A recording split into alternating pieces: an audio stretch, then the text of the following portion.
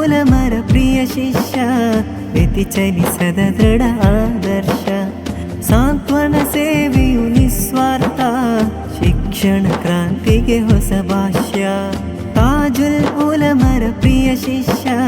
ವ್ಯತಿಚಲಿಸದ ದೃಢ ಆದರ್ಶ ಸಾಂತ್ವನ ಸೇವೆಯು ನಿಸ್ವಾರ್ಥ ಶಿಕ್ಷಣ ಕ್ರಾಂತಿಗೆ ಹೊಸ ಭಾಷ್ಯ ಕಷ್ಟಗಳ ಮೆಟ್ಟುತ್ತಲೀ ಗುರಿಯನ್ನು ತಲುಪಿದ ಗುರು ಶ್ರೇಷ್ಠ ಕಷ್ಟಗಳ ಮೆಟ್ಟುತ್ತಲೀ